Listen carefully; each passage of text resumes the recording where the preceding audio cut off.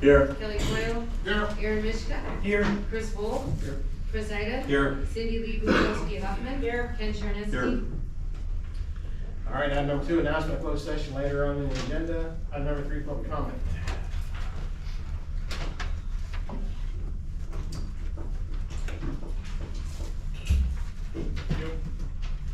All right, first up is Brian Crane.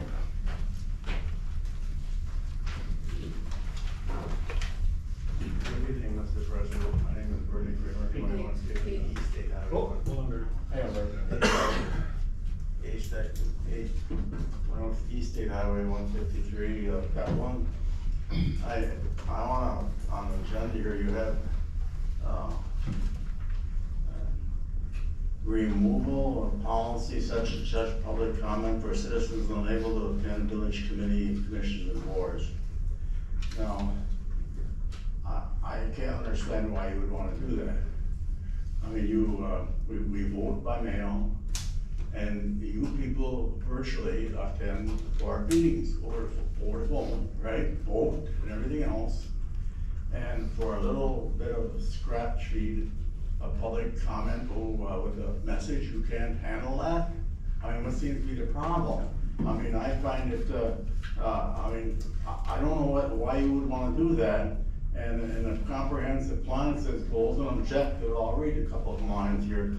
Seek the participation and comment from all segments of the public, including business community, create open, ongoing, two-way public involvement, ensures full residential participation in and input into the village planning. There's about 4 or 5 lines there. So, I mean, you know, you guys got enough problems in the village right now without entering into something like that and, you know, challenging what you're doing there. You're sending a message to all our citizens. Some of this stuff here is, but that's all.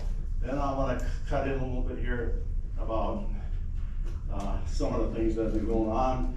And you know, I run across an email here sent in 7/9 by Dottie Lent. And what in the hell are you doing with the village? Well, you all got that email, right? I mean, you all read it, and it's quite revealing. I mean, and then of course, I go back to Peter Kemper's letter of resignation.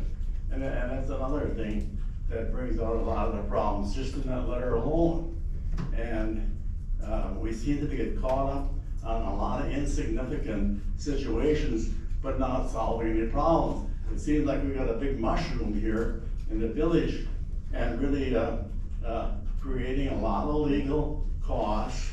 And I went to your APC meeting the other night, and you know, of course, the attorney is there, that's only natural, but when you go cutting through all this stuff and looking for proper language, which I don't even understand, even the agenda tonight.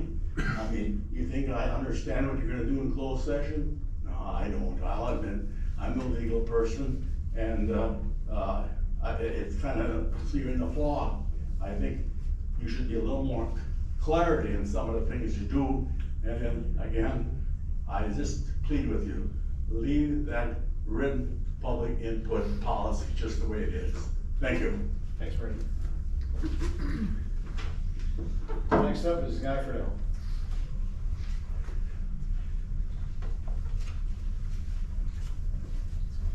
Guy Friedel, 2240 Dewey Drive, Kronenwetter. Mr. President, and members of the board, I want to make you aware that you're dealing with a special type of ordinance, a charter ordinance. Charter ordinances are powerful. They give municipalities special powers called home rule powers.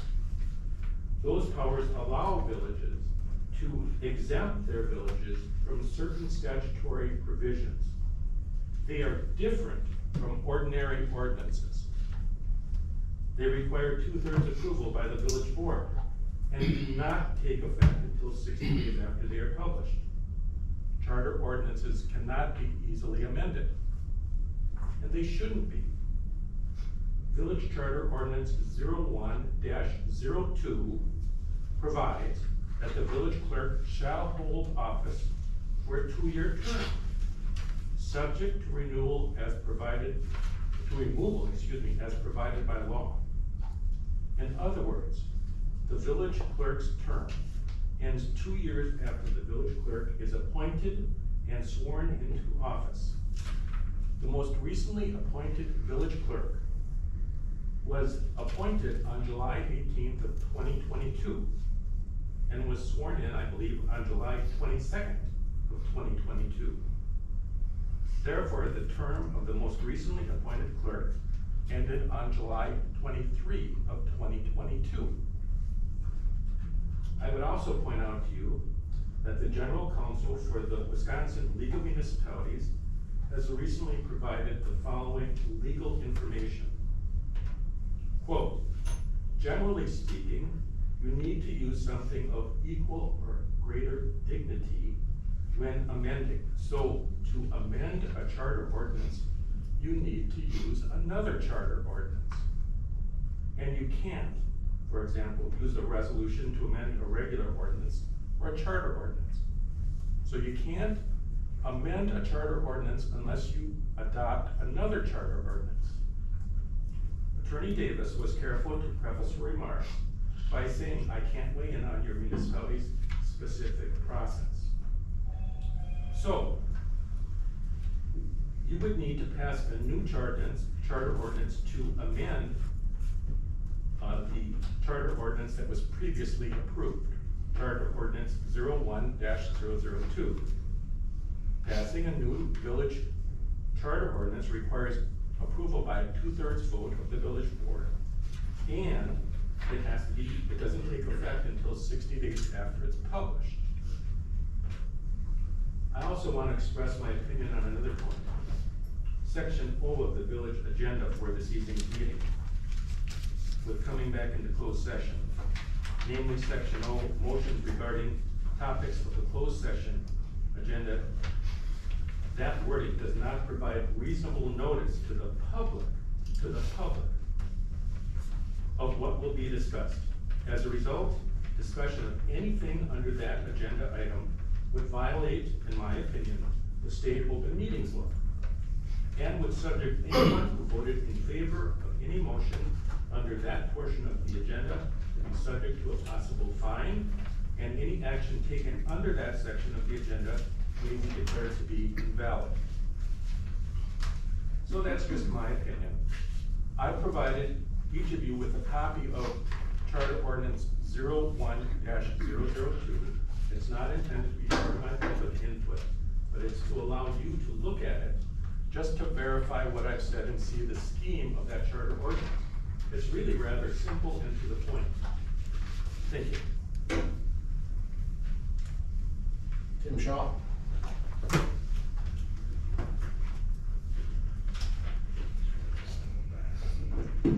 Tim Shaw, 1225 Autumn Road in Kronenwetter.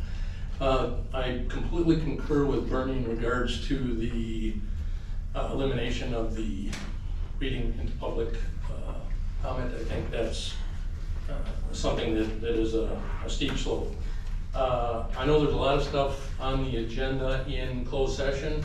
Unfortunately, we won't be able to hear it. Hopefully, that those items will be discussed appropriately.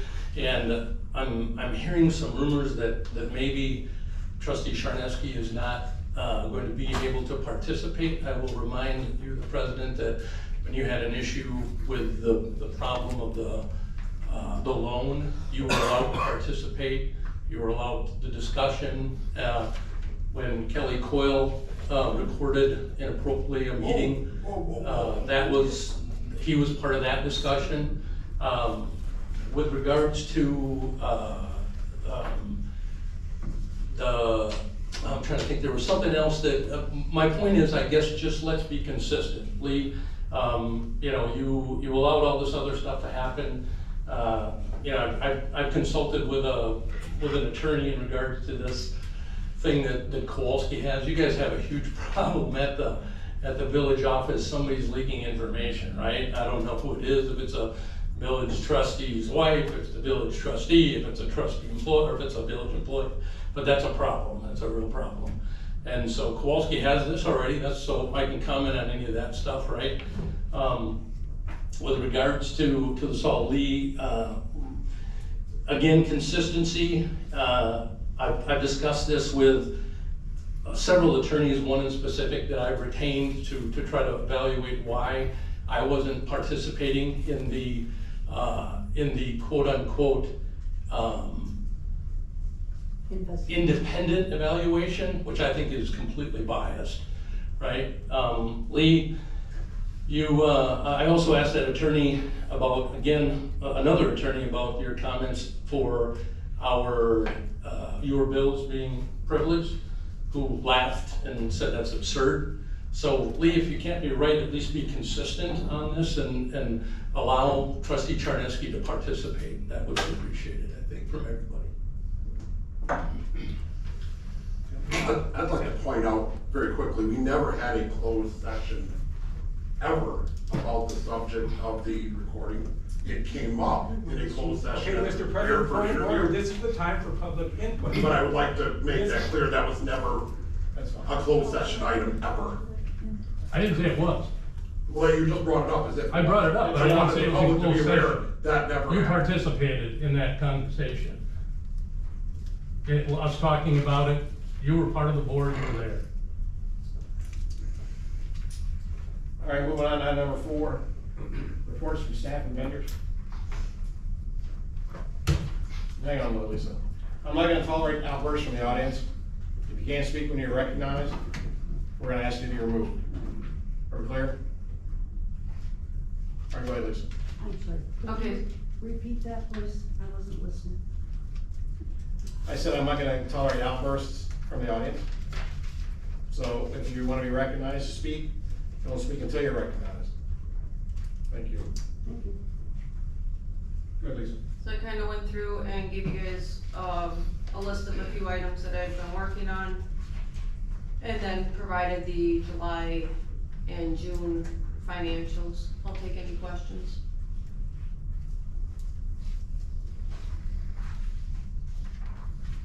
Do you wanna give a brief update on the audit? The audit is being worked on. I talked with the auditor last week and they are in the process of reviewing it.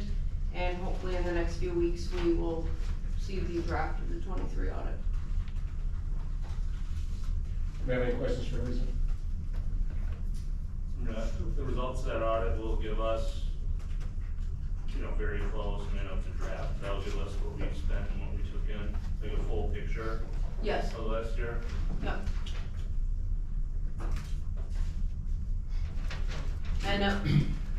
And I'll even go through, once I get all the information and I put everything into our system and I verify everything, I will give you guys a report so you can see where things will be. Thank you. You're welcome. All right, no other questions, we'll move on into the check register. I'll take any questions on the check register as well.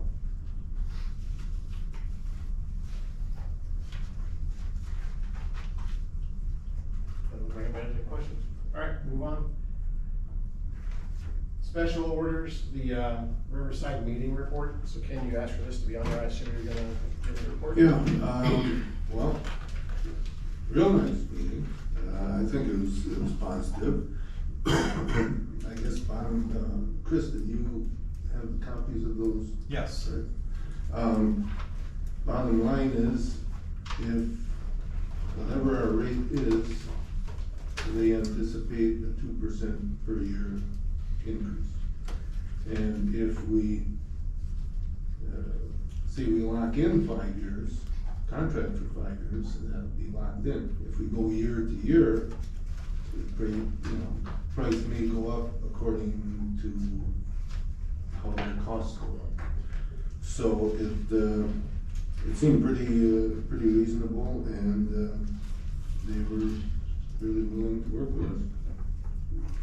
Yeah, I mean, actually it was a pretty good meeting. Me, Ken, and Teresa were there, and I thought it was very positive. I thought their staff over there was amazing. They toured us through the place. Yeah.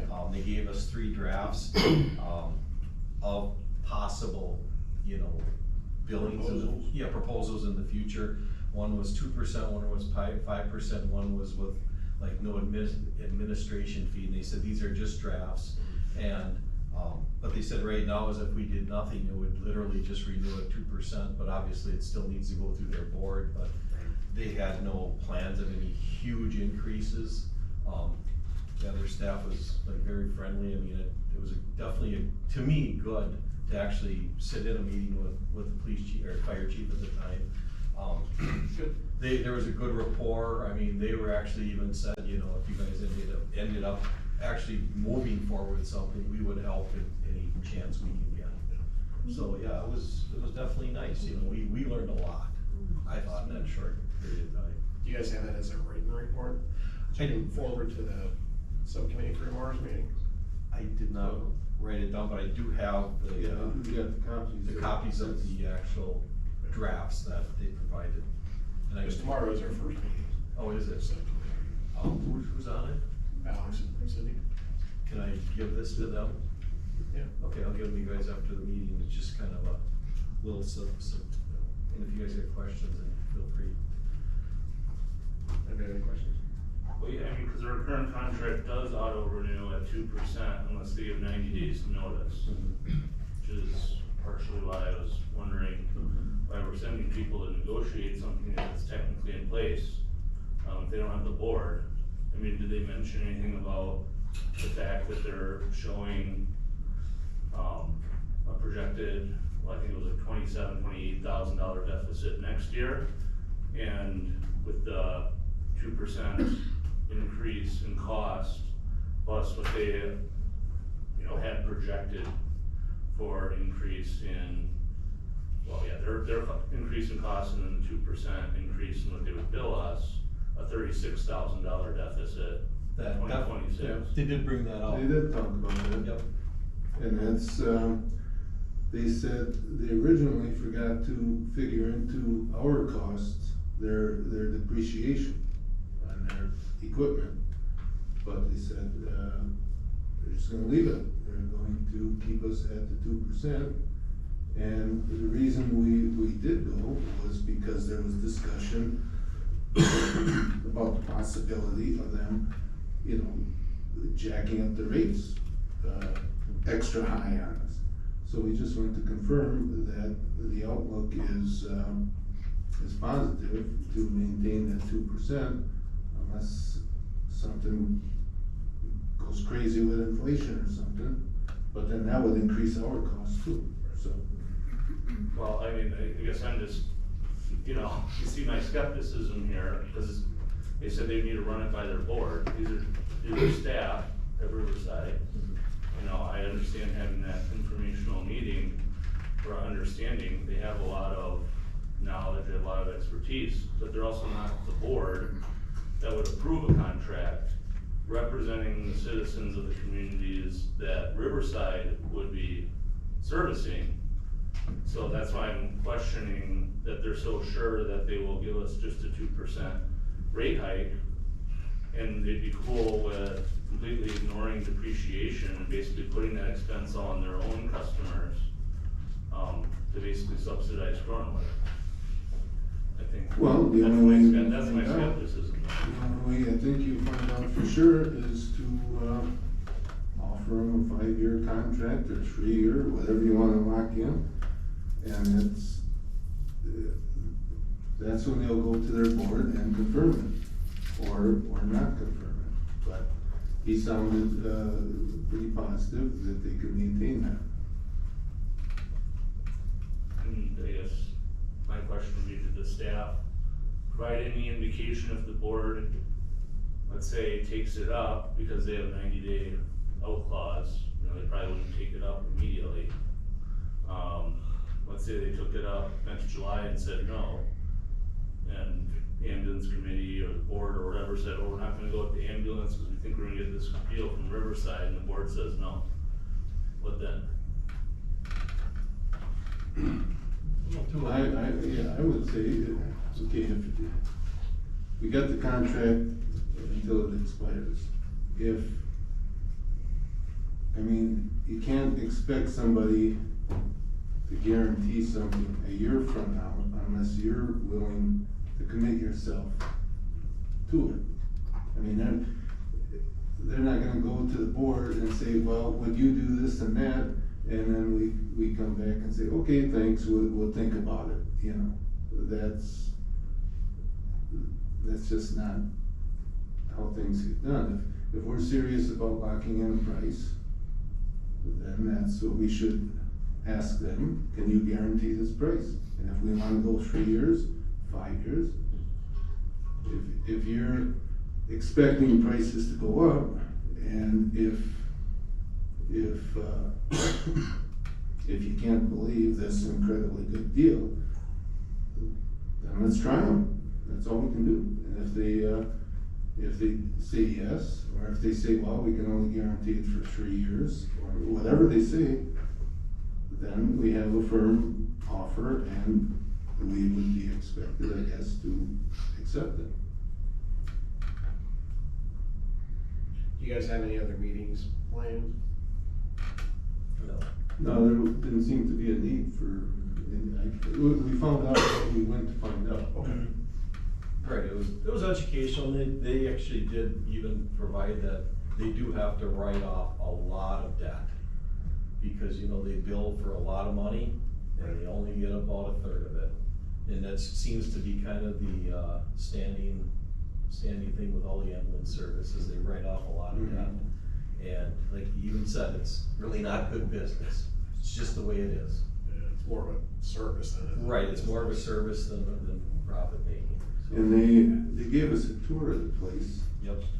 And I'm not sure, I mean, they had a nice room there, all secure and locked and triple passed to get into it with all of their, prescription drugs.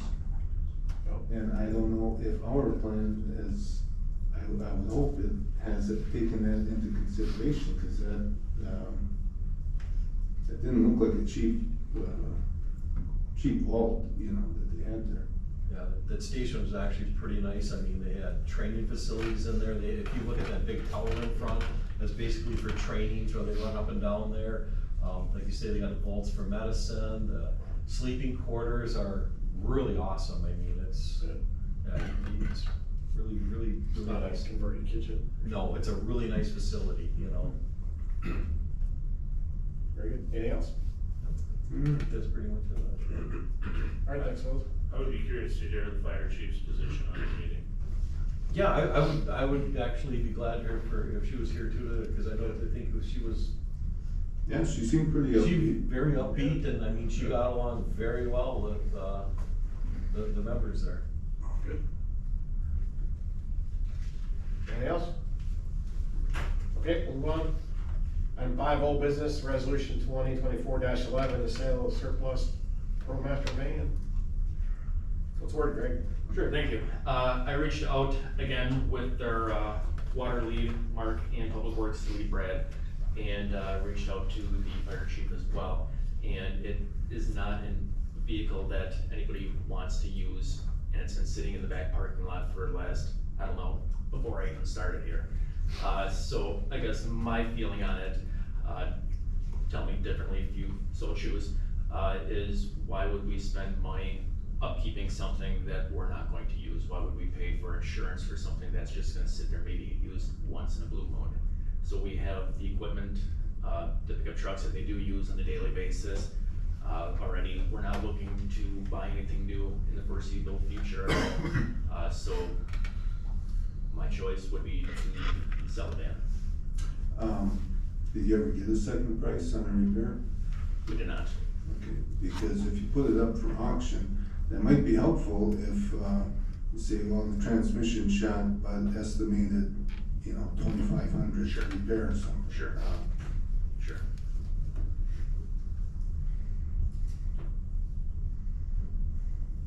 Any other comments?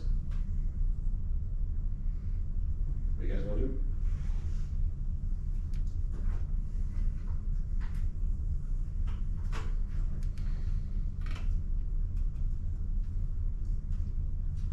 And then we go ahead and authorize the auction, I guess. Second. All right, so Ken made a motion and Kelly made a second to approve resolution 2024-11 to add the 2014 ProMaster van up for surplus auction. Any further discussion? No, just one more, there's nothing similar to that where you might be able to use parts off of it or anything, okay? I don't think we have any other vans. We don't, no, that was one of my Well, you questions as never know, well. engines, Exactly. I don't know, tires, Yeah. whatever. Yeah. Any other comment? All right, call roll please, Bob. Alex Svedek, Yes. Chris Iden. Yes. Kelly Coyle. Yes. Aaron Mishka. Yes. Cindy Lee Buchowski Huffman. Yes. And Ken Charneski. Yes. Chris Bull. Yes. Yeah, you don't count. I guess not. Sorry. All right, motion carried, 7-0. Number 6, site plan application, submittal Mike Thorvald, owner of Forward Creative Services at 1260 Kowalski Road. Kronenwetter. All right, this was a site plan that was reviewed by the planning commission on the 19th. Part of the approval was that he, put together or signed a development agreement. And the development agreement is pretty much boilerplate. He proposes to go in, 3 phases. The first phase would be building A and B, you see on the board, by 2025. Phase 2 would consist of 1 building. He's not sure whether it be C or D, but it'd be one of those buildings, and then phase 3 would consist of the remaining building. If you go to the next, this development agreement also requires that he vegetates everything, by September 30th, 2026. That's a long, one more, 2 more. Anything along Kowalski Road and anything along, Old 51 will be vegetated by September 30th of 2026. And the owners are here if you have any questions for them. The planning commission did approve this, and there were some homeowners that live on what would be behind the storage units, and they expressed some concerns, and Mike addressed some of their concerns, and so he's gonna work with them a little bit to maybe do some additional screening in the back and not so much maybe on the Kowalski Road side. And then, there was a question about lighting, but it's all gonna be like downdraft type lighting. It's gonna be under the soffit, so it's just gonna be on the pavement, it's like up in the air. Cut off lighting. Which they cut down. Cut off lighting, they call it. No. And the tree is a native tree. Is it?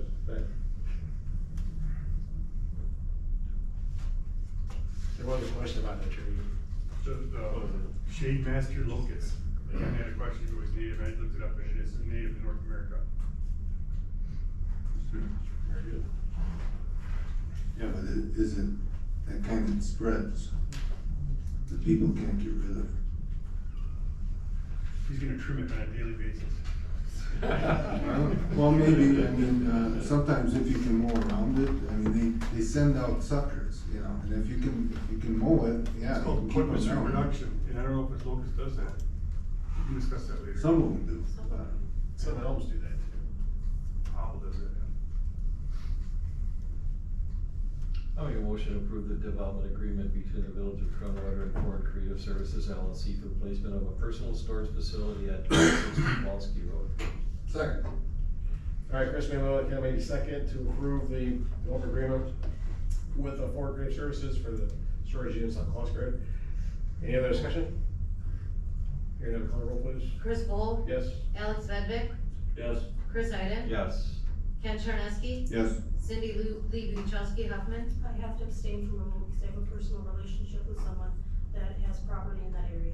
Okay, Aaron Mishka Yes. and Kelly Coyle. Yes.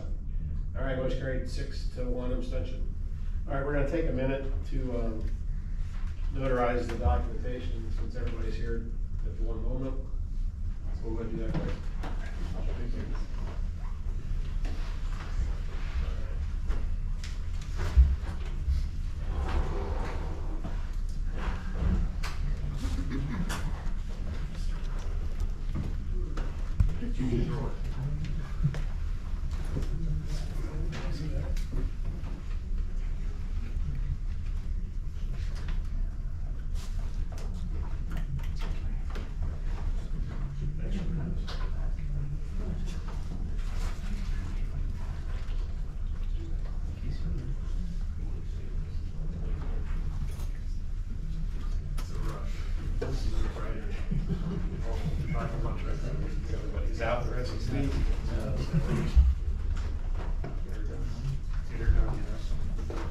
actually a little bit of a sidestep. A lot of people who are needing to sign that aren't gonna be around the next couple of days, and it's a timely manner. All right, moving on to item 6G, zoning change in CSM for Terrence Winsky. This is a rezone request that was reviewed and approved by the planning commission. This is a very common request for the rezoning from agricultural residential to RR5. If you wanna go to, look at the map.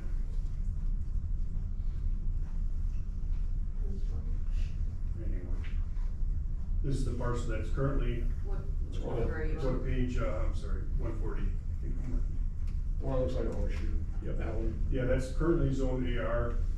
They're gonna be splitting it into two parcels and they request to rezone it to RR5. There's RR5 to the south, and AR to the east and the north. So there's similar zoning, districts in that area. And the planning commission just requested that you review it and also approve the rezone.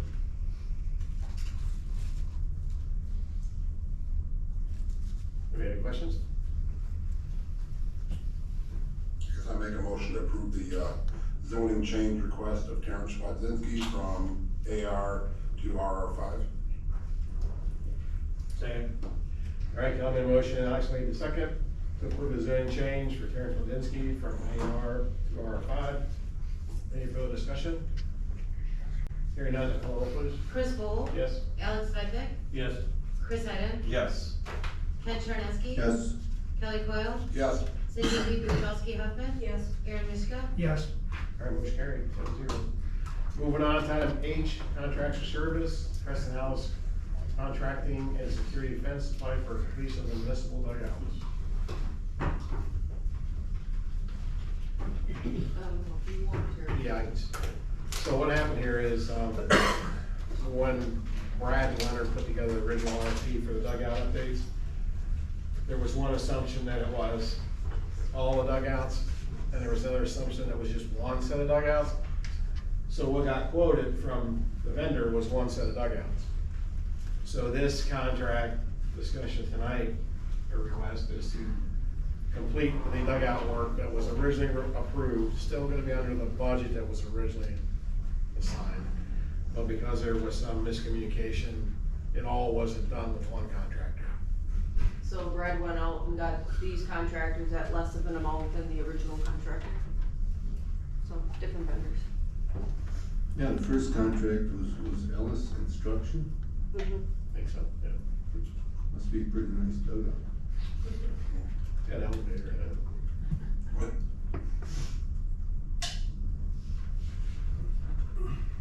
Questions, comments? Well, I make a motion to approve the Preston Hallis Contracting LLC contract for $6,000 and security fence and supply company contract for $5,389 to complete those dugouts. Total cost $11,389.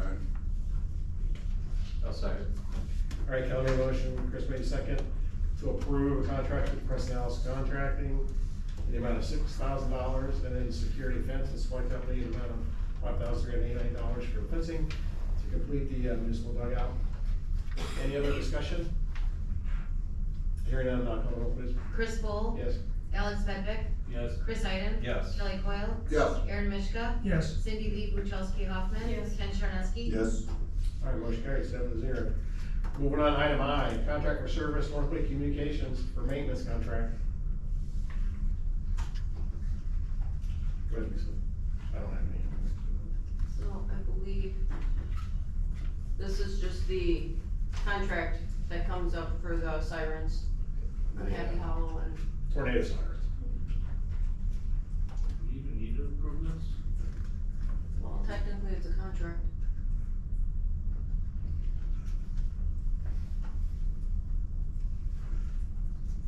For $125.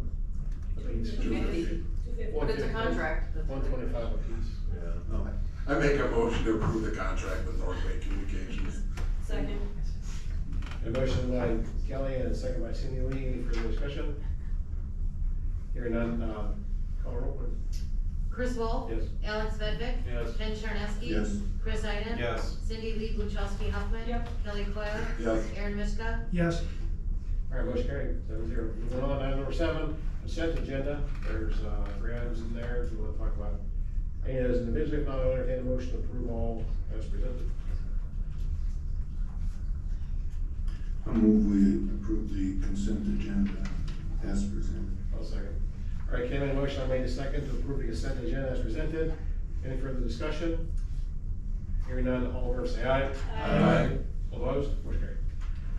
Item number 8, previous minutes from committees and commissions. We have item M, special APC minutes. Questions, comments? Right, thank them. July 18th, APC minutes. Questions, comments? All right, well, thank them.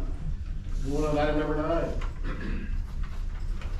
Consideration of motion to convene a closed session pursuant to Wistat 19.1G, conferring with legal counsel for the governmental body who is renting oral or written advice concerning strategy adopted by the body with respect to litigation which it is or likely to become involved.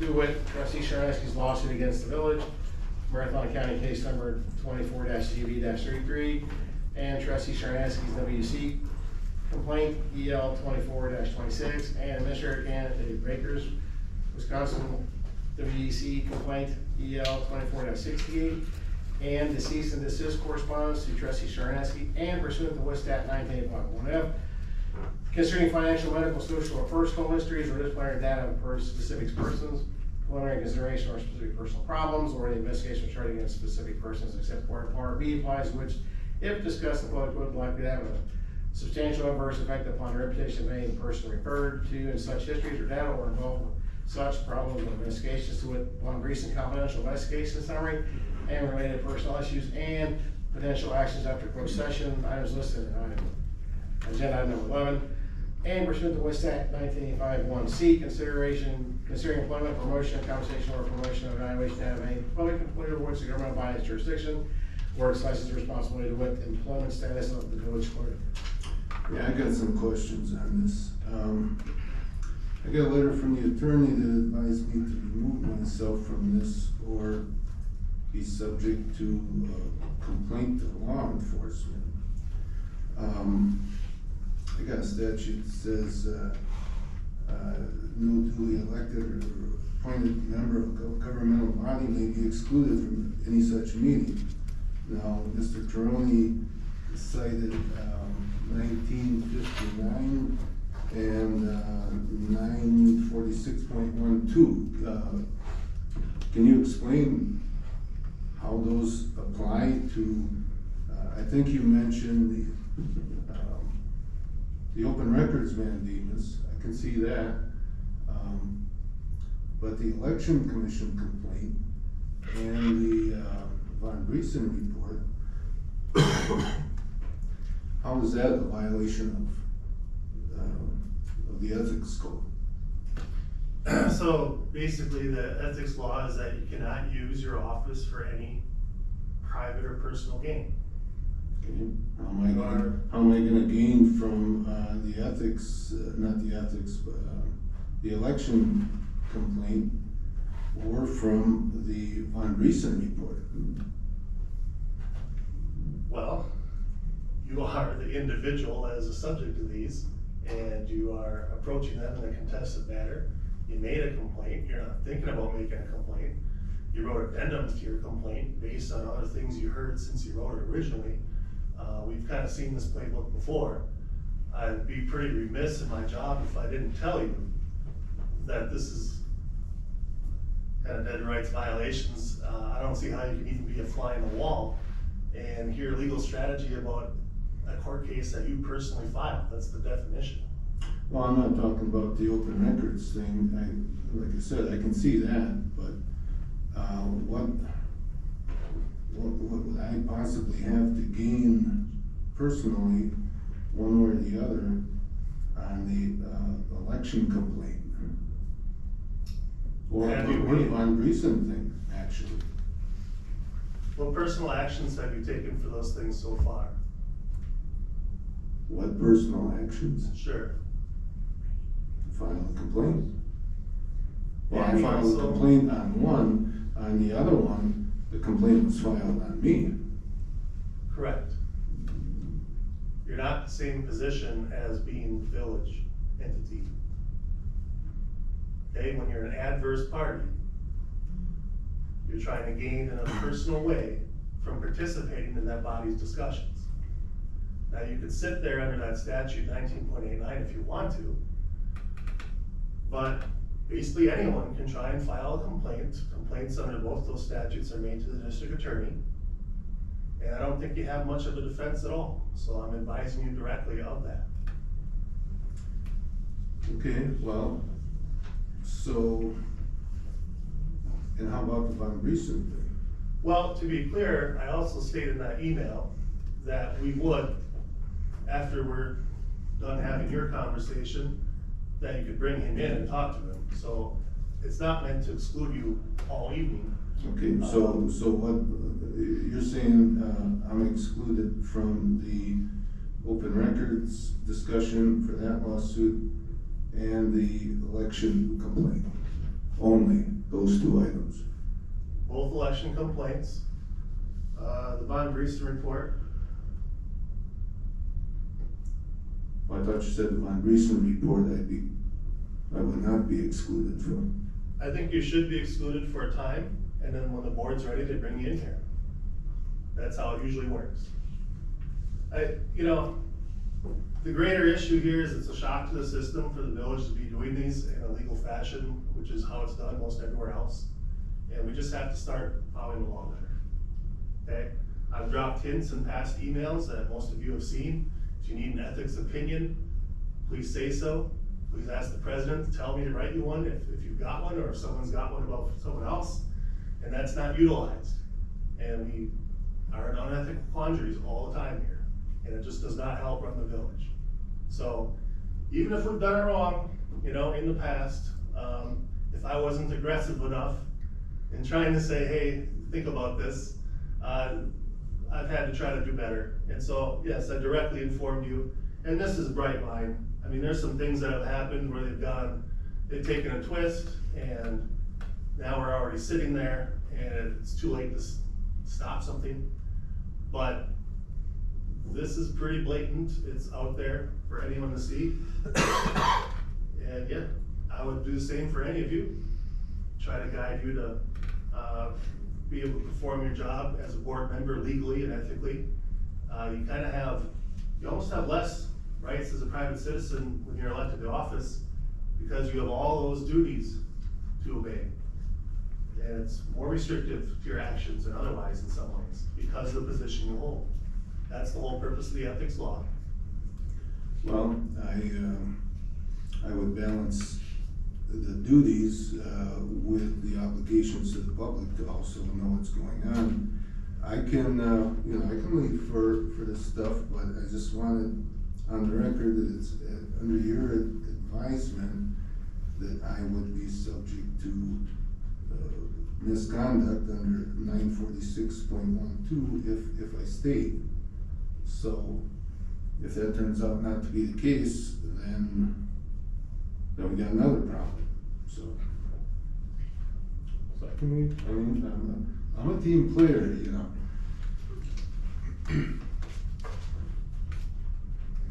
I'm done. Okay. Is there a motion and a second? I make a motion to go into closed session. Second. Yeah, Kelly made a motion, Alex made a second. Any further discussion? Hearing none, Who's taking minutes? somebody will. That's supposed to be entered before you go into closed session. I guess I will. You're gonna take minutes? Yeah, it's not a verify. Maybe we just write that down. Can't judge by minute taking ability. Okay, ready? Chris Wolf? Yes.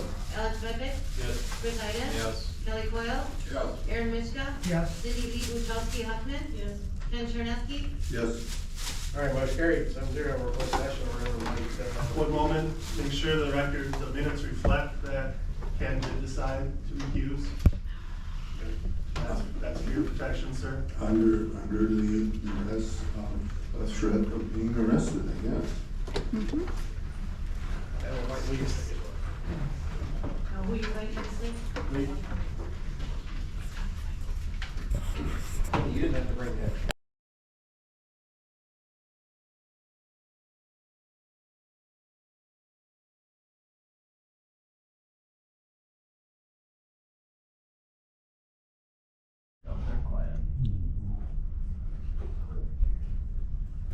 Yeah, we're just talking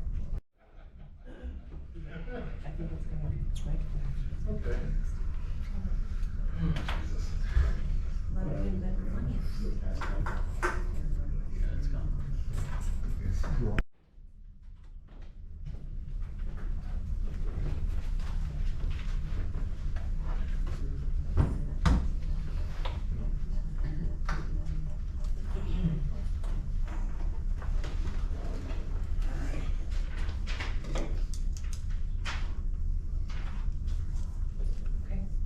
All right, we're back from closed session. Item 11, actions after closed session. So item 0, so motions regarding the topics of the closed session item, agenda items are as follows. Item P, code of conduct ordinance. So go ahead, Lee, talk about the, Wait, are we on hold? I just said it. Aren't we doing that? Oh, sorry. Go ahead, yeah. I move to reappoint clerk Bobby Joe Burke Labarge for another 2-year term. Second. A motion by Alex, second by Kelly to reappoint the clerk to a 2-year term.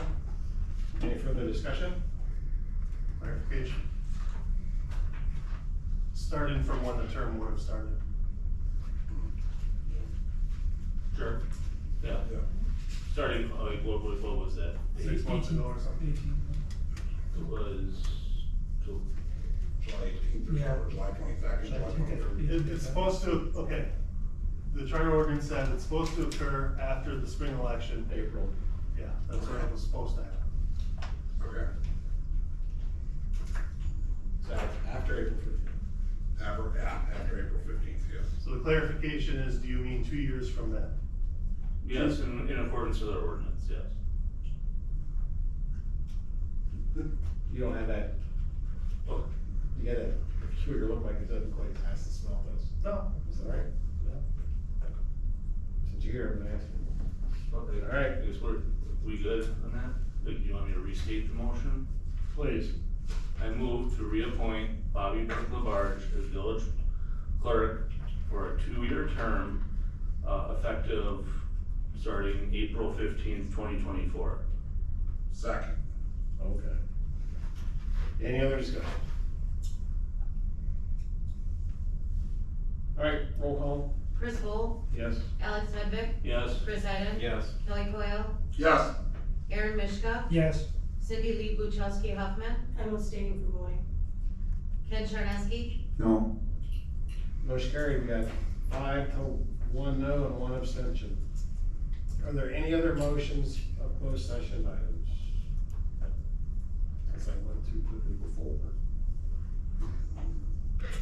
Okay. No. Okay, item P, code of conduct.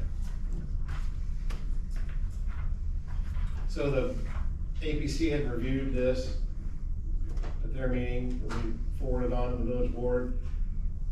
Since then, there was Lee had brought up another comment about one particular item, whether we should include citizen complaints or not. Give a real brief overview once again, since I only gave it an APC, which not all of you were at. The code of conduct as written is meant to be about as conservative as possible. It is virtually all existing state law. So you're already supposed to be following state law. What's the point of having it in a local code? It's because you then have the option for local enforcement. Instead of sending something off to the DA or something like that, which takes approximately 2 years and usually nothing happens, we just address it as a village. Okay? And I'm trying to bring it up here, Chris.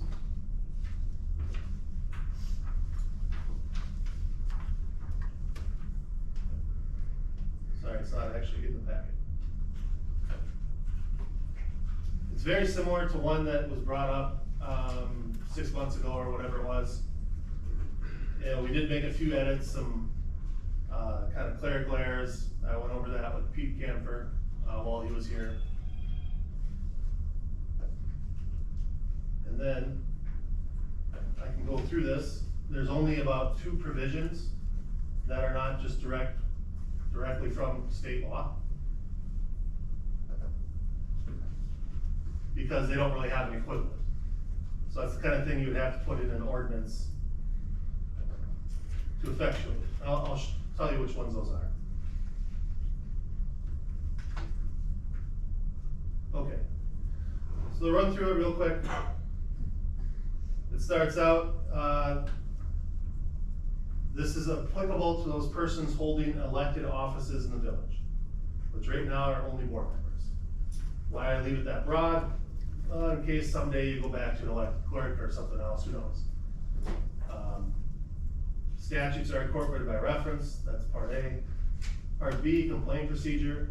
What I put down here is any resident or employee of the village may file a sworn written complaint, again, regarding a person holding elected office in the village again. So again, a potential complaint is only about, right now, a board member. Couple of filters that start out right here. We include residents and employees of the village. Now, employees might not always be a resident. And resident is further defined, I put as an eligible elector of the village. That means basically a person who can vote. So if you can register to vote, you can file a complaint. Now, one thought that we had after the meeting was instead of leaving it open to residents, would you just close it off further to elected and appointed officials of the village and employees? So that's just something for you guys to think about. I didn't think about that till after APC. It'd be if you want essentially even less people to be able to do this. And what is the counter? Well, you know, we do have elections every 2 years. That's, you vote. Also, we do have a village-wide general complaint procedure, which people use. So then you need it here as well. You know, that's for you guys to think about. Okay, the village clerk determines whether a complaint is in order. That just means proper form, you know, signed it, basic stuff. If the one is in order, the clerk notifies the board. And a complaint is only taken up by the board in its sole discretion. So if there's not at least 4 board members that want to hear about it, you'll die.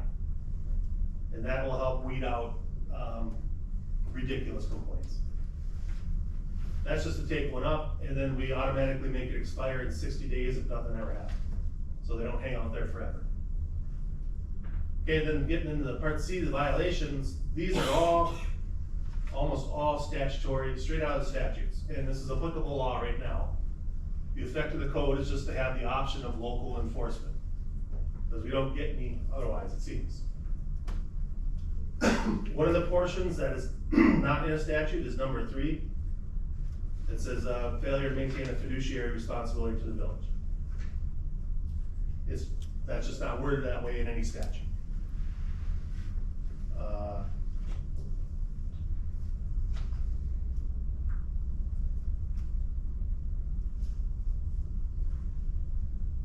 So I guess what would be the, I'm looking for the other one that's not in the statute. well, just the implication of failure to maintain a fiduciary responsibility to the village, so would that basically imply if you take an active position against the village that could damage it financially, that would be a violation? Well, it might be considered as a violation. And then if at least 4 board members wanna take that up, it goes from there. We took that one out, I think is what it is. Remember, Chris? Yeah. So you're gonna try to file a complaint against someone who's trying to enforce the law if the village is violating the law. Is that what you're doing? Maybe. All these open records replies say, you got the option of filing a mandamus. So now you're gonna get a complaint filed against you for that. Well, it would be it'd be a much less severe way to try to handle something in a somewhat formal or official capacity without having to go sue. You might get your point across in a formally examined way without having to go to the courts. That's kind of the option that's provided. How would that happen? This is the first step, right? I mean, Someone would make. if somebody gives you some excuse or runaround for an open records request, which is a violation of the statute, how does that apply? I mean, how does this code apply to that? And I guess my first question really should be, is this for village officers too, or just elected officials? Because you got employees scattered all over in these references. Right, so the one part of the language you might wanna look at, which I suggested, was adding in, broader language about officials and whether or not to keep residents, okay? Yeah, I think the intent would be to include, other officials, whether appointed or not. And don't we have a chapter 400 that adopts all kinds of these statutes that you guys are referring to in here? That would go straight to the municipal judge, who knows how to weigh evidence and all that. And No, we have no equivalent to this code of conduct that's proposed. there's no equivalent, what? Correct. If we did, we wouldn't have a lot of the problems we have. Chapter, I think it's 400, where they adopt statutes to our ordinance. We've got misconduct in there. We've got, I don't have it in front of me because I just thought of it, but there's almost a page long list of various statutes. No, chapter 400 is local adoption of various criminal statutes, so yes, you can write a ticket in our municipal court. That is not the same thing as a code of conduct for elected officials. Well, I'm just saying, there you've got an organized way of looking at evidence and stuff like that. Where's the procedure in here? The due process, the whatever, rules of evidence, or are we gonna take complaints that are, unsworn, like this Von Briesen thing, that, took testimony that was unsworn? Who we just seen in our private discussion here, how the biases of the people on the board are going to just abuse the hell out of this if they get the chance. Well, it says right at the beginning it'd be a sworn complaint.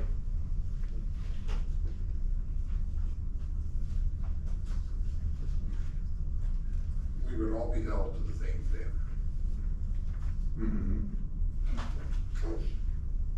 I move to approve the code of conduct ordinance as presented to us now. Second. All right, sir. Aaron made a motion, and I Question, second. please. To push the code of conduct as presented. I've got more questions on Question, please. Go ahead, Dave, use the microphone. You have to use it around there on the stand.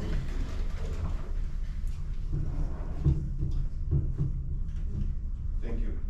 I'm wondering what it is you're voting on, since the code of conduct's not even in the packet. So how does Make sure that citizens? mic's on. Okay. She gave you 2 months to get it. it. Since Yeah, I wondered. Thank you. I noticed that too. We just got this when we came to the meeting. I did. So, I mean, you don't have a code of conduct in the packet, as far as I can tell. I'm looking at it, and I don't know how you know what you're voting on. I mean, you're still making changes. You're gonna adopt something that you don't even know. I mean, A month ago, you adopted 3 different resolutions that contradict each other. Let's not do it again, thanks.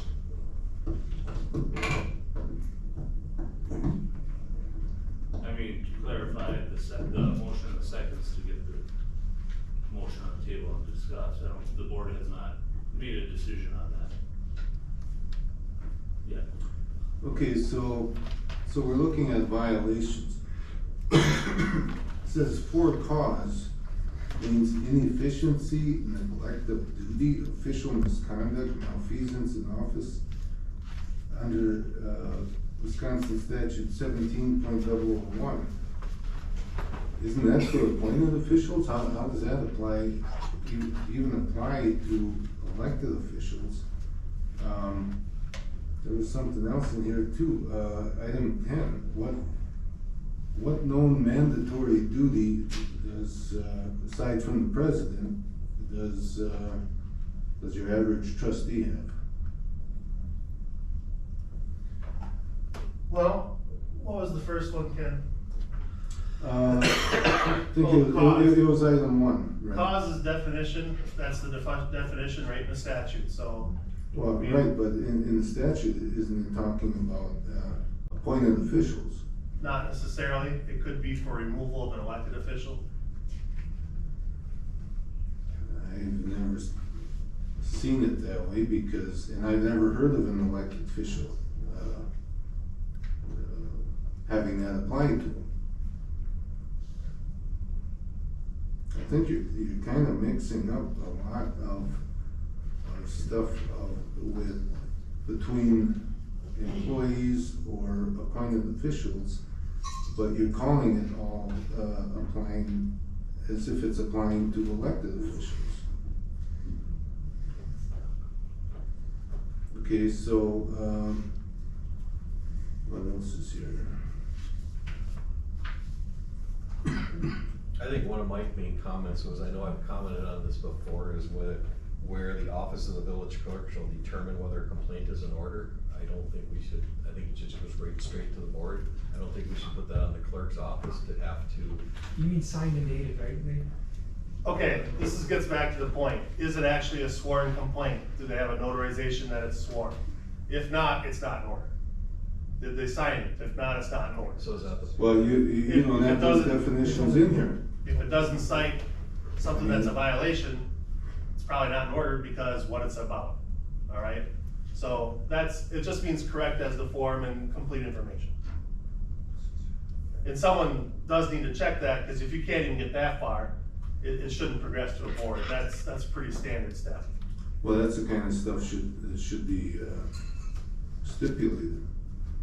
Because otherwise it just leaves it up to somebody's discretion. They say it's not in order because you spelled this word wrong, or I'm not quite sure, of your punctuation, or, I mean, it can be abused if it's not defined.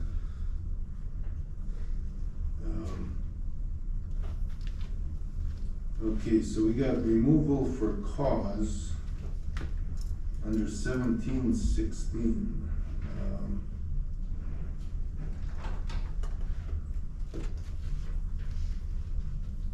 How do you, so what's 1716? Physical inability to serve in the office or gross neglect of duty.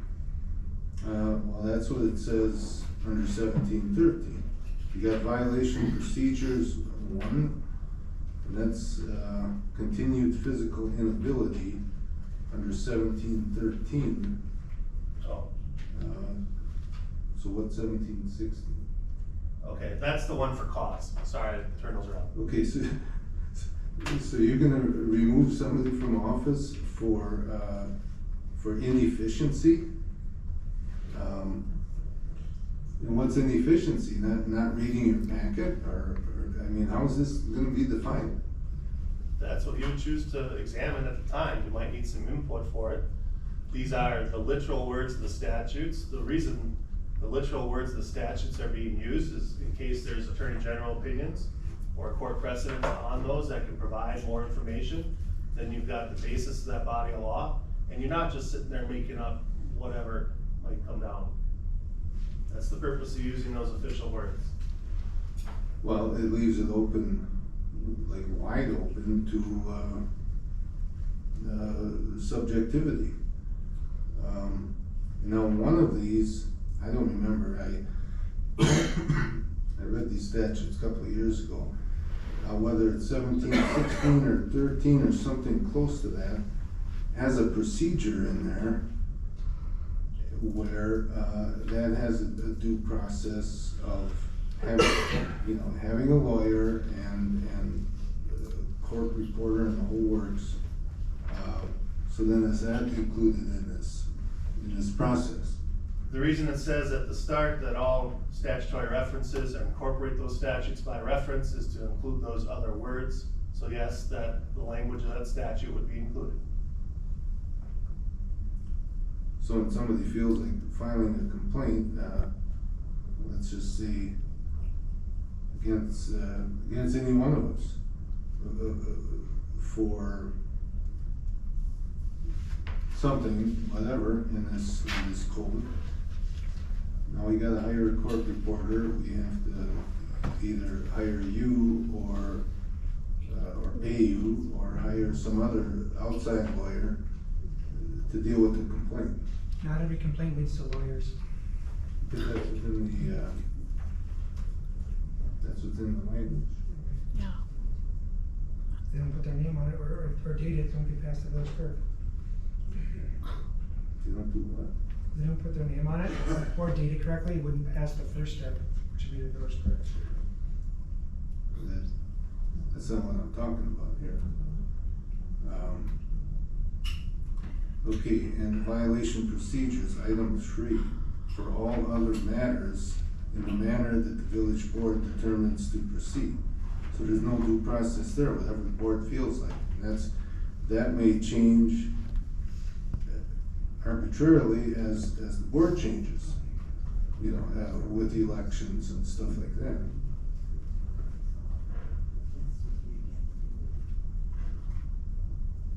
I just think this thing needs a whole bunch of work yet. I know you guys have had it for a while.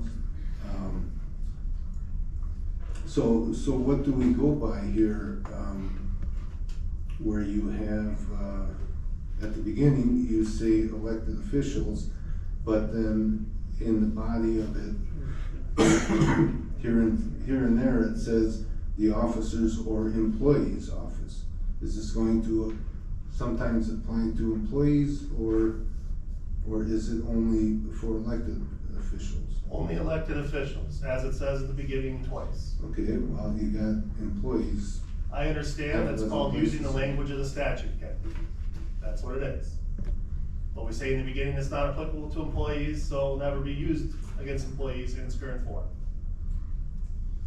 You saying it will be used, or it won't? I just said not in its current form. That's outlined in A1. And we put it in B, didn't we?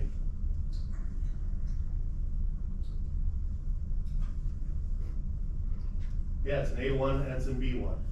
You can only make a complaint against an elected person.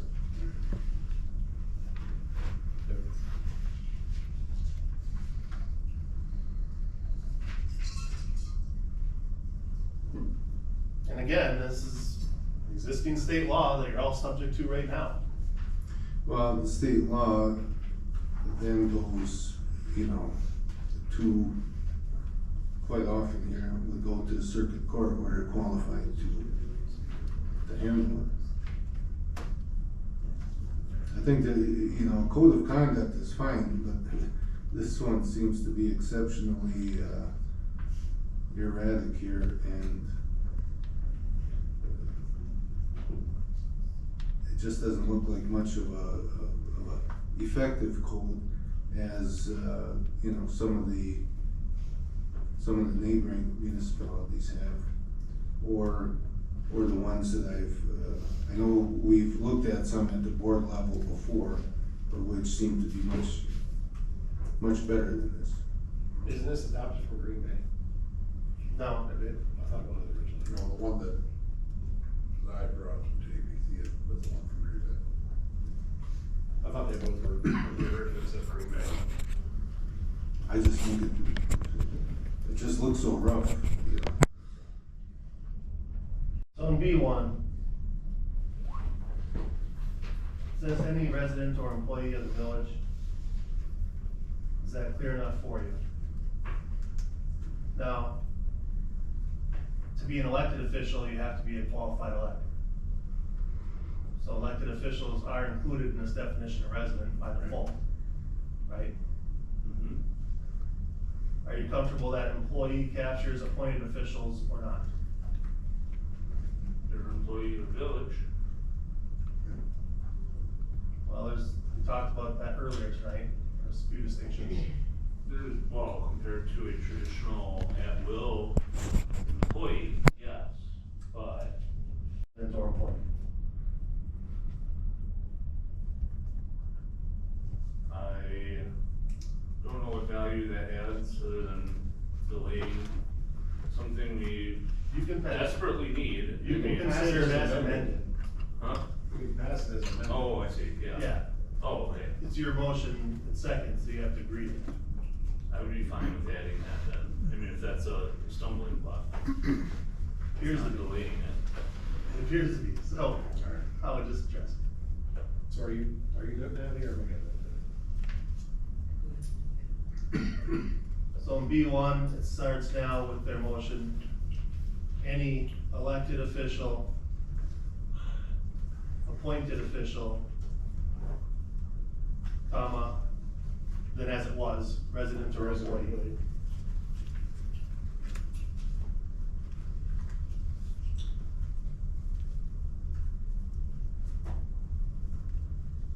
You don't need a B or a C to define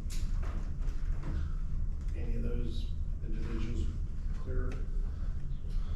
Can't write an encyclopedia on every word in the ordinance. Just ask. By the way, it was Aaron that made the motion, so he needs to accept it. Oh, that's right. I'm accepting elected official and, appointed official.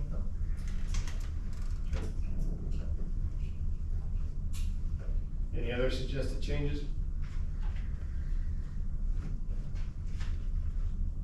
I just think something like this has been long overdue. I know there's been a few proposals out there, even from prior to when I was on the board. This never got anywhere. I know there was a reference to a report. It's one of the recommendations strongly advised. We had a lengthy discussion about this. We need to do something. Well, as you mentioned, it's a great place to start, and it can be refined, or it is moved through and as you can try it out, see how it works, see where there's some refinements. Be a work in progress. Well, the goal of enforcement is not really to have to do it, it's just compliance. Any other discussion? All right, good call, roll please, Bob. Chris Bull, Yes. Alex Bedwick, Yes. Chris Iden. Yes. Kelly Coyle, Yes. Aaron Mishka, Yes. Cindy Lee Buchowski Huffman, No. Ken Charneski. No. Motion carried 5-2. Moving on to item Q, revision of ordinance 153-12.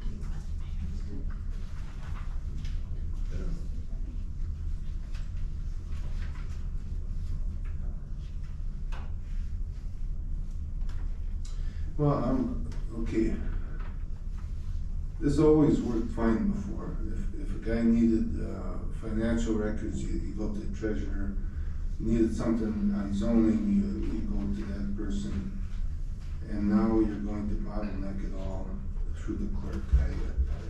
I don't see the point of this. Well, part of the problem we have is people shopping the same question to 3 or 4 people. So one person gets the request, say the clerk gets it, and then the finance director gets it, one of them doesn't send it back, now there's a potential open records issue. So this is just trying to funnel it down so that there's one person that is the gatekeeper. We're not saying that the clerk is gonna be going and hunting up the financial report to supply. She's just gonna get along to Lisa to get the document, send it back to Bobby will then send it back to the requester. Yeah, well, that seems pretty inefficient, and I think the reason you're having a problem is because you're supposed to have, that's why by law, it's supposed to be posted, who is the person, you know, for financial records or whatever, so the public can see that. I don't know if that's on the website or not. I know there was one posted in the building here somewhere, but I think that just had to go to the clerk. I'm not positive what that said, but it should have, right along, it should have said what this ordinance indicates, where to go for which records, and then that way you wouldn't have possibly have had this problem. Well, I think we have a problem because the way it is now. It's a huge problem, because you can go to every state agency, every, larger governmental body has a point person that you can funnel everything through. Because then every records request can be tracked, where is when was the records request received? All the timelines, has it been responded to? All that, when you have, A, B, C, D, E, F, G, H, I, so you have 9 different potential people under the old ordinance that you could just go to. Some of these haven't been filled all the time. How long did we go without a public works director? A lot of this stuff. It creates a mess, and honestly it creates a legal liability to us. For anyone having problems with records, no one knows what's going on, and it's never a good thing if someone can divide and conquer, as I'll call it, or answer shop to different employees that may or may not know, or may not have had, public records handling training. It's a mess the way this is right now. I've been using it for several years until. Oh, I know. That's part of the problem. Well, it's not part of the problem. That's absolutely part of the problem. It's a statutory right, and if you don't like it, that's kinda shows where you're coming from. But the legislature has a very strong, policy that these are, open to the public. It's not just me, it's other people. And it's just kinda a little bit disgusting how you don't care about the rights of the people and their rights to, public access to records. That is false, that's false. The point not is false. that there should be a point person. You're complaining about me. Handling the process of a record request. Here's another case It's where different we're than saying trying you to. can't get records. Here's It's another very case where different. we're trying to do business and you drag this off into the weeds with your personal problems. No, because this is about the Chris, process of, you no one wanna- knows what's going on. If you're Chris, you asking, wanna if call you ask this- Lisa for some call it financial order a records, little you bit? ask Give us Bobby that for those contract. same financial records, and the public works director for those same financial records. I don't think we're No one on knows track what's yet. going on, and no one's tracking those public records at all. Like right now, it's a complete mess. And it's a huge Well, hole I'm in saying, our it system. seemed to work fine for years until last summer. Somebody got the idea, and then all of a sudden it takes, quite often, some I've never gotten, and some take weeks, and some come fairly quick.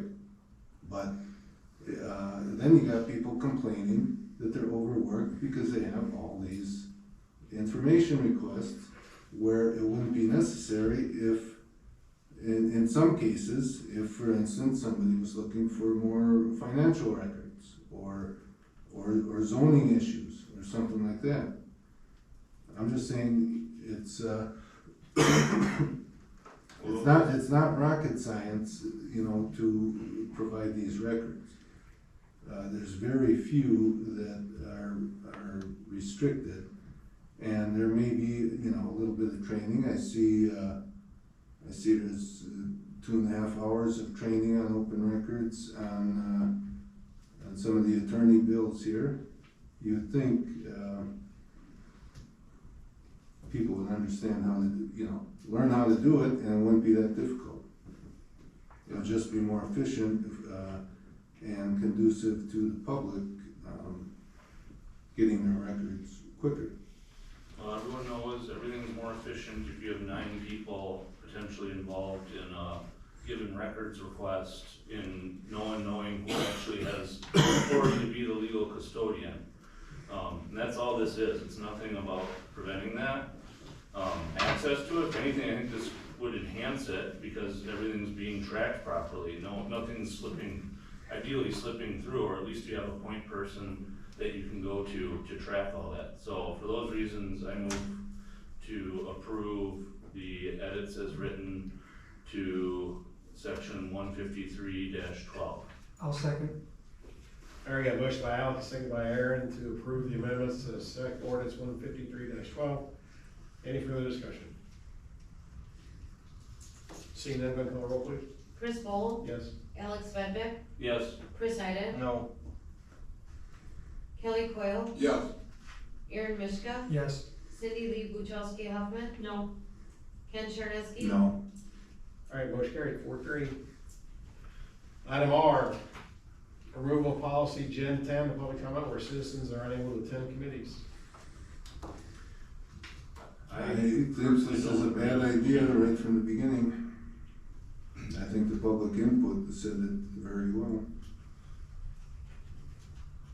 This is actually when I do agree with Ken in general on that. Now, if there's something more to look at enhancing how we allow it or improving the process on it, I'd be okay with that, but I don't agree with removing the capability for citizens to write in comments.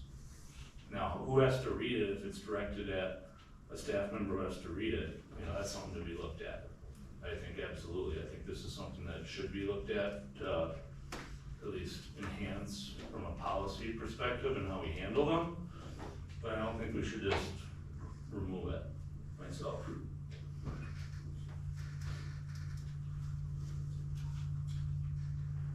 I'll make a motion to take no action. I'll second. Is that you, Chris? Yes. A motion by Chris, second by Ken, take no action. Any further discussion? No, you don't have to take action to take no action.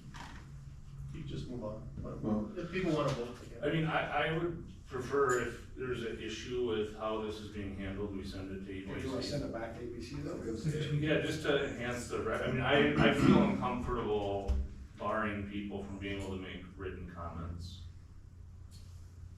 that are unable to attend or, for whatever reason, or don't feel safe to attend. I mean, things have gotten really hot in this town lately. I would say we send it back to APC to take another crack at it. well, okay, I think I got a motion. Well, what's the problem so- you have with it? The motion is to take no action. So Right. if you don't wanna amend your motion to send to ABC, then we'll vote on your motion. I think we should, And then see what happens. I think we should vote on my motion. If they want to send it to EPC, I should vote for items for future agendas. I think that would probably. Well, unless your motion gets voted down. Well, That's true. right, That is true. That's possible. but I'm just, need Can't some do the vote for clarification. So what, you want people to send it in and then not be read into the record, or what? No, just the opposite. I don't wanna this item was to remove the ability for people Okay, to write in. I absolutely don't wanna remove that ability okay, for but people. what did you want to change? You want people to be able to send it in, but you said something about the clerk reading it? Well, there's been some concern about how it's being handled, right? And I'm not saying we shouldn't throw the baby out with the bathwater. Okay, how it's being handled, I think it works okay where people send it in, the clerk reads it into the record, What's the problem? Well, there's been a lot of public commentary, directed towards the clerk. Well, that's public comment. Well, right, I think that's I think the point, right? Instead of throwing out the ability for people to write public comments, so they can still have a voice in our village, it's valuable, it's important. the same time, you know, if there was like a nasty email directed at the clerk, I don't know if that's necessarily fair to have to read it towards herself. Well, I don't know what you're gonna change. I mean, there's no problem reading stuff against me or against Bo, or, I mean, some of us have all had things directed at us. You know, that's the nature of the animal, you know?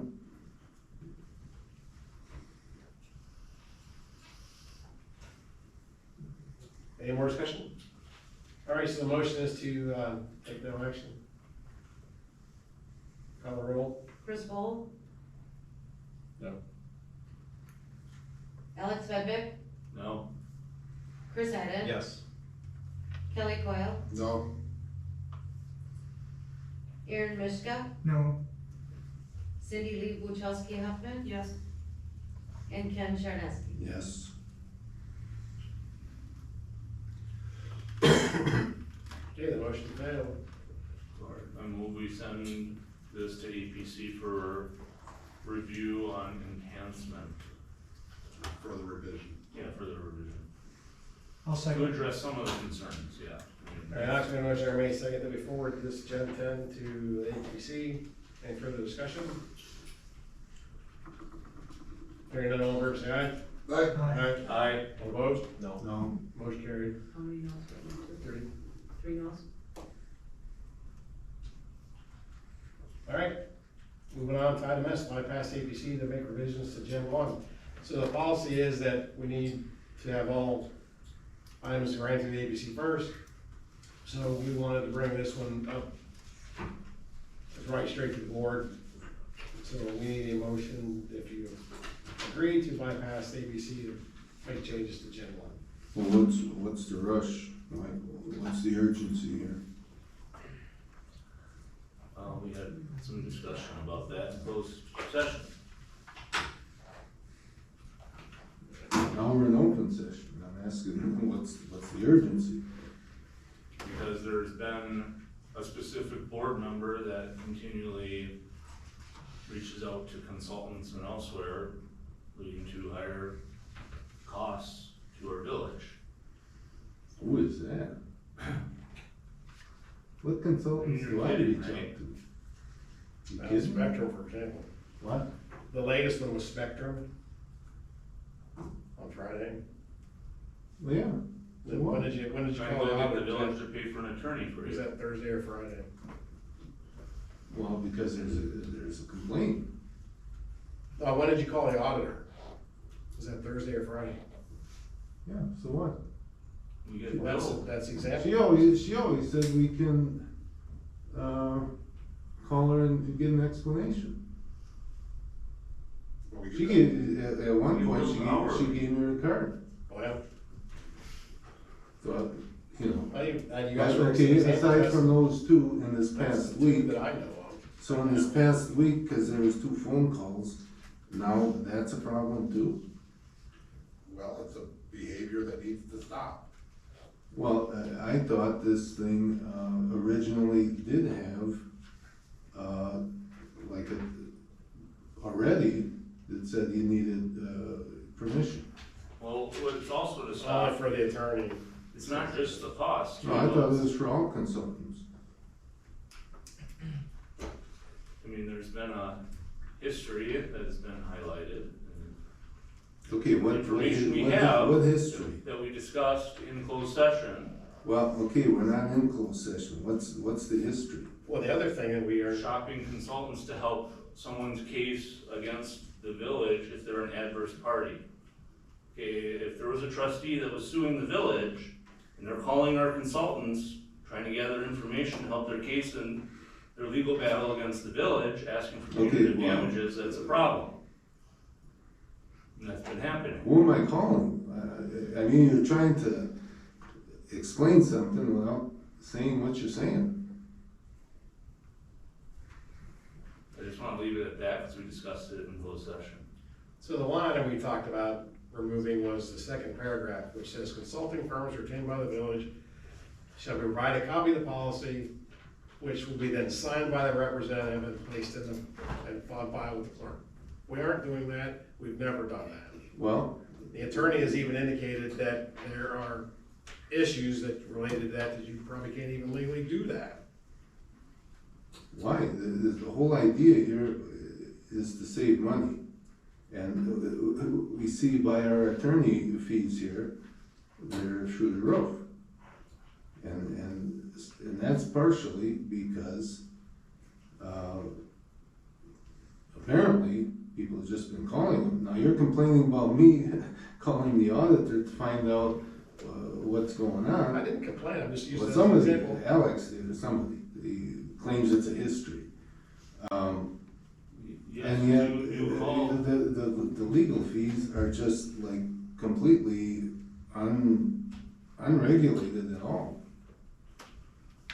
This was intended, to prevent, people from, each of us just calling the lawyer for whatever we Yeah, wanted. rack up additional bills. And now you wanna remove that. Seems to me kind of a conflict of interest for the lawyer to recommend that, because now more people can call them. And Oh, I didn't say he recommended remove it, I said he recommended you couldn't do it. Couldn't have somebody sign that, and actually have that be a legitimate binding. well, all it is that they acknowledge that this is our policy, so that, if somebody calls them, if Alex calls them and he said, well, you got permission? No, well, then I can't talk to you. I mean, if you don't have that in place, then technically it's wide open. Anybody can call them, cause you don't need, you don't need permission, I guess. Good. That's not the discussion that the president started. He cited the provision of something that's never been used, and probably because it doesn't work, you're trying to renegotiate a contract after you've already signed a contract. And you can use an attorney example, you can use an engineer, you can use someone who's doing construction. And you sign contracts with people, and then you say, after the fact, well, we've got this policy with different terms, and they're not built in that contract, and no one's doing it. So it's just. So it's a failure to follow this. What they should be doing is when they sign the contract, this should be part of the contract. If part of the right on. contract, is, there's this guy, Ken Charneski, that gets to call you, it's gonna increase the cost of a lot of those contracts.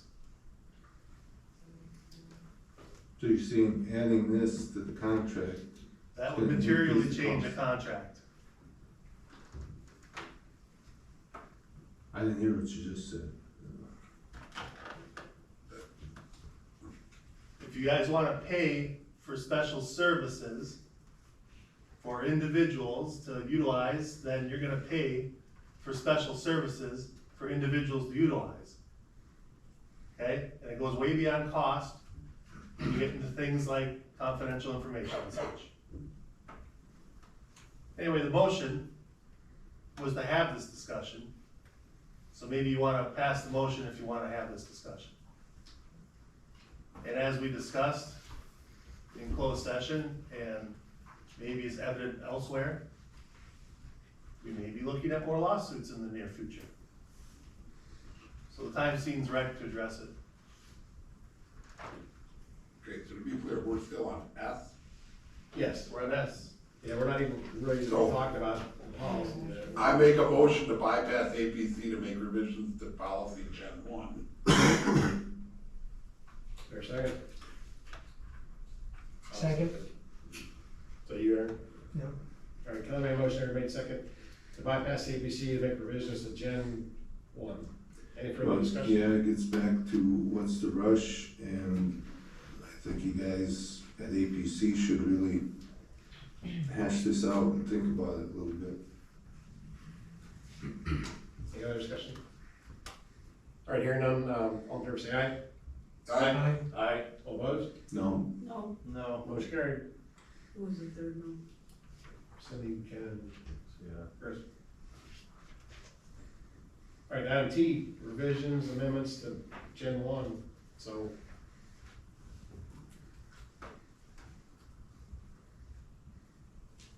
Earlier in the original discussion, I mentioned the second paragraph, which is something that we aren't doing, haven't done, have never done, since this thing was created in December of 21. Yeah, well, it was a good idea. I don't know why it wasn't done.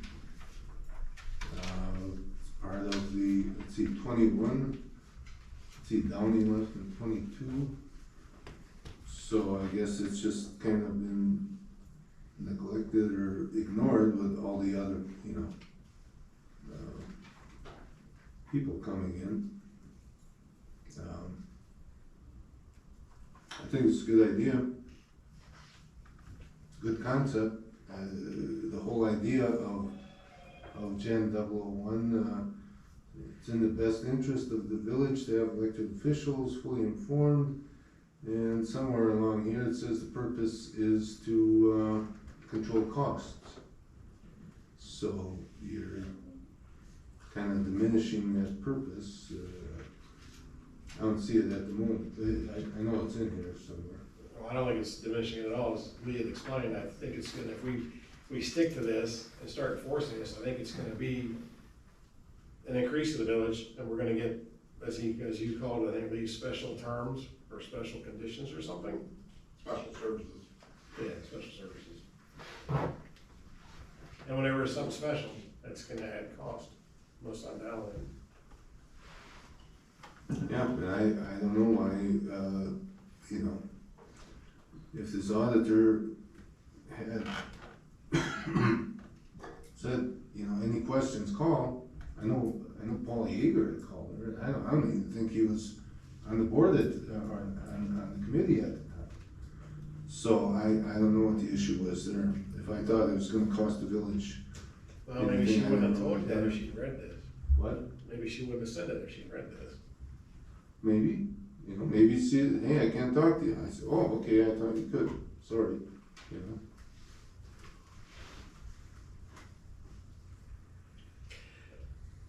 And then some of the other things too, like 4C, nobody's keeping written forms of all their contacts, conversations, follow up with email. I don't think anybody's doing that either. Well, And there again, that goes to time. well, right? it also goes to transparency. Cause, again, we got attorney invoices with all kinds of teleconferences and we don't know what's going on behind the scenes here.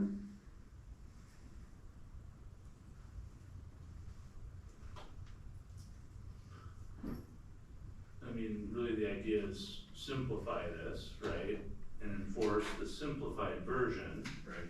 So you're not having all this basically garbage in there that everyone ignores, thus ignoring the rest.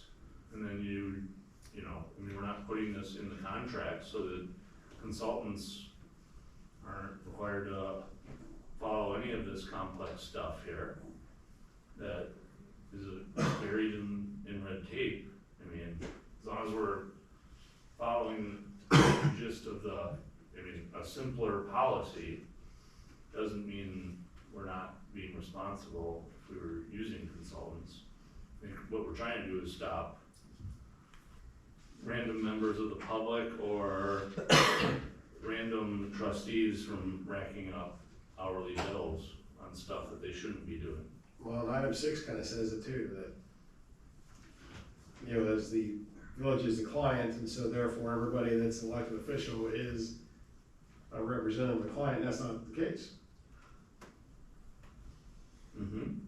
So basically, When it says that, it gives a trustee, basically with that written, right, you're saying, it gives them an opening to be able to request whatever from consultants. Which is contradictory to the couple of paragraphs above, which say, well, you gotta ask the administrator if you call these people first. Well, that is referring to documents within the village. That's not reaching out to, outside the offices of the village. That's for what is in the village. That's why the, partially why open records, should be enforced. Well, that's another good As well. example. I mean, item 6 is basically your ability to request open records. Well, it just reaffirms it, Right. and also,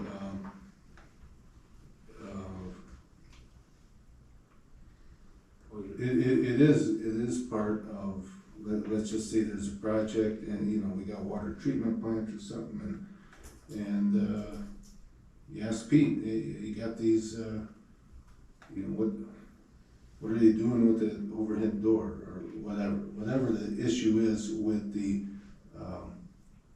you know, consultant. There's no reason for them not to give it to you. Right. Well, 6 and 7 are both basically information requests, because 7 says, I gotta give you a reason why I'm not gonna give it to you, which is essentially a response for open record request. So 4C, can we just go over 4C, Mr. President? What'd you do on Monday? And did you need to use the phone? Yeah, I did. I spent half a day talking to you about Spectrum. Which Spectrum? The Spectrum Insurance Company. What happened? Well, I got a phone call wanting somebody to hire an attorney because of a complaint that was filed against them. And we got halfway down the road to our own insurance, hiring an attorney for a board member, and they didn't even understand what was going on. Right. So half a day was spent running that down, Ken. Well, all it was an inquiry, Well, that's, you know, what the coverage is. no, because the email I got was, He we said- need that you wanted to hire an attorney. The guy's like, can we start open a case? I'm like, no, there's no complaint yet. Yeah, and when I get a second complaint, then I ask him again, does this qualify as a complaint? And he said, yeah. But you didn't follow the process. Well, what is the process? You're supposed to go to the clerk, and the clerk initiates the claim with the insurance company. Yeah, well, Oh my not when she's filing the complaint. Yeah, no kidding. Oh, we should have addressed it to you then, and you didn't. I heard about it when somebody's calling me, if it's even authorized phone call or not. Well, he checked with you, and if you said no, I didn't say no. I said no on a Friday, and by Monday, you called him again with a cease and desist letter, which then prompted him to do something else, and then reach out to his guy, which then caused me to get on the phone with this guy, and then for us to spend 5 hours trying to figure out what's going on here. If you had just come to me the first time and said, hey, I think this is what's gonna happen on Monday, instead of going right back to the insurance guy, we could have circumvented a whole lot of time wasted by a lot of people. well, I think if it wasn't warranted, they certainly wouldn't have gone along with it, because it's their cost. But they aren't doing anything yet, so. Well, I know. So I'm sorry, just to clarify there now, you're saying you need this policy to help keep cost control down, right? That's the idea. It's doing that, but you still felt like, even though we had this policy in place, that you could just go do that anyways. It was an inquiry to ask him if this is the kind of thing that is covered. I mean, like, do you see the, like, cognitive dissonance I'm having right now No. with that? Oh, I don't know what you're having right now. I mean, you know, like, that's just like clearly how would they call it, rules for the not for me type of scenario. Like, you can just go do that, but then you need this policy to stop anyone else from doing it. Because there was no cost to the village. There was a cost to the village. We wasted Why? 5 hours of the attorney's No, time. they wasted 5 hours.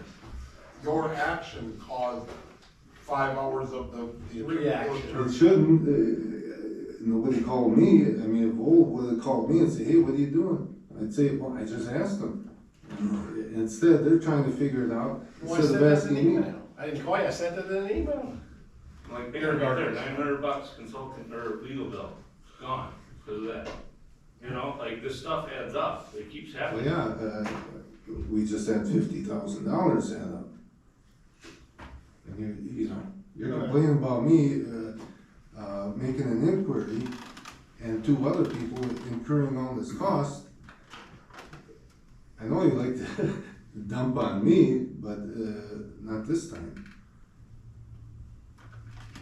Alright, so just to reiterate, number 7 is just standard records law, Right, so that's records law.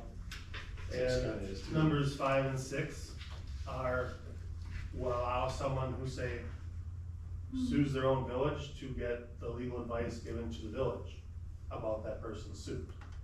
That's a big conundrum, we've been in for a while now, and looks like it's set to continue as was Wait, explained.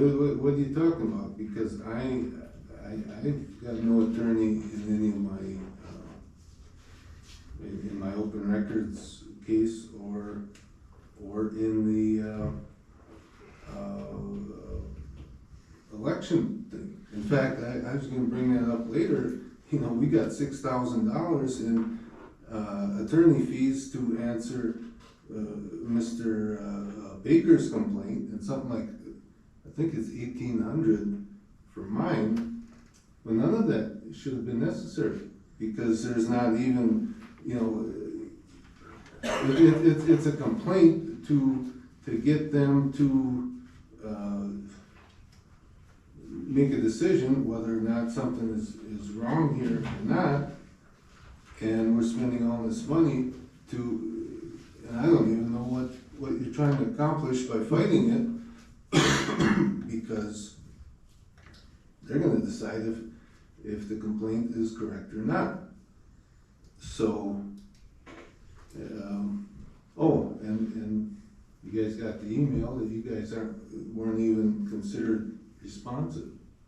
So that $6,000 was, according to the, election commission, just on behalf of the clerk and not the rest of you guys.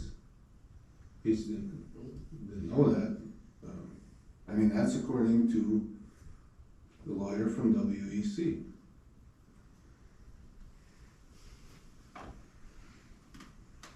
Were you gonna make a comment?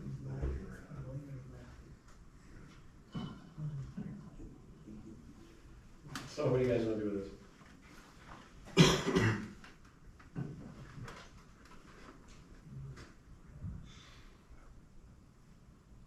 My recommendation would be to strike paragraph 2,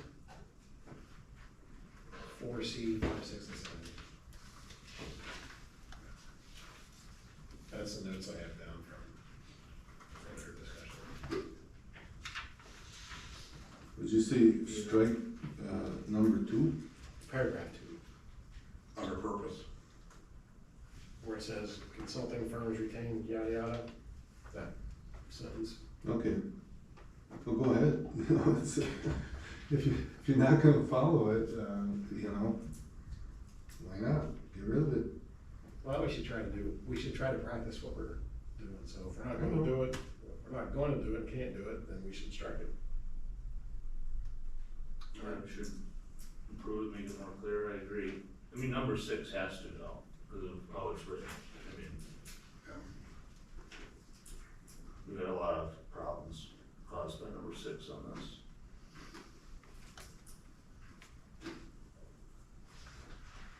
Any other thoughts? But you were saying number 7 was standard language? That's what it looks, well, that's 6 is. paraphrasing, how you answer a request for a public record. 6 kinda is. If you deny anything, you have to state the reason. Oh, so, 6 is kind of a public record request item as well. okay. 6 is an issue, obviously, and has been an issue. Well, in the context that requesting these documents, the elected officials do represent the people. And if the people aren't the beneficiary or, you know, of the services, Then who is? Well, but it's written so, you're talking on 6. Talking about 6, yeah. Well, it's basically giving blanket approval for you to go run the consultants and rack up bills, that's the problem. So, Well, the board's client. Well, okay, in this context, Says any and this all context elected was officials. indicated, for records within the village. It's not talking about, going to, let's see. And this is Okay, simply a. see, no, here's what it says. All information obtained from any consultant. No, you read the whole, read all of 6. Don't just pick No, well, and the choose the relevant one part, sentence, read the whole, it doesn't. number 6, it clearly states. state Read all, if you read all 6, it says in all cases is recognized by the village board that the village of Kronenwetter is the client and beneficiary of all taxpayer-funded consultant services. Mhm. As such, any and all elected officials are representatives of that client. Then you have the all information obtained from. Okay, well, consult- well, then I if would, you're- I would If it's saying you're a clarify that. representative, it's saying that you have equal authority to go to that consultant and ask them to do whatever as Well, the then board it- as a whole then that or should be- anyone else. That should be clarified, because it says all information obtained, from any consultant, current or past, shall be made, readily, completely, and promptly available. So, if it's changed to all information previously obtained, that would clarify it to be information the village already has. Cause that was never intended to mean everybody can just go to any Well, I consultant. think that's how it's being abused. Well, no. It's that second statement there though, it's not just about records. The client is already the village, all right? That's already the case. That's who's on your contracts, that's who's on your retainers. So the client is the village. Now, an entity like the village can designate which representatives are gonna be its front persons to communicate.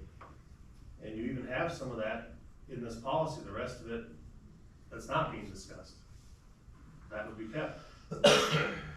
But number 6 is the worst part of this whole thing. You are literally allowing someone who sues the village to get the village's legal advice about how to defend against that suit. Well, Does when that did increase that costs or ever save happen? costs? I'm not sure what you're talking about. That because increased costs. Actually, it was caused, the mandamus was caused by you telling the village that the, invoices were Was attorney-client privilege. Was that at your unnoticed discussion at an open meeting and not actually an analysis of a request in front of me? That whole suit's about your unnoticed discussion at a meeting, right? What, no, I don't know what you're talking about. Well, maybe you should before you filed 83 pages. Unnoticed discussion of what? All right, It wasn't even on the agenda that night. all right. I make a motion to amend Gen 001, in the following way, strike paragraph 2 under purpose, strike 4C, strike item 5, item 6, and item 7. Second. All right, Kelly made a motion and Alex made a second to revise Gen 1 in the following manner. Strike paragraph 2, item 4C, item 5, item 6, and item 7. Any additional discussion?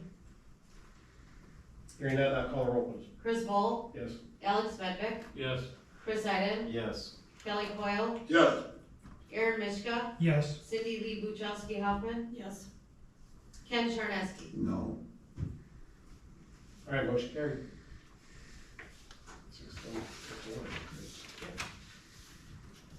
All right, moving on to the always contentious budget amendment, number 8.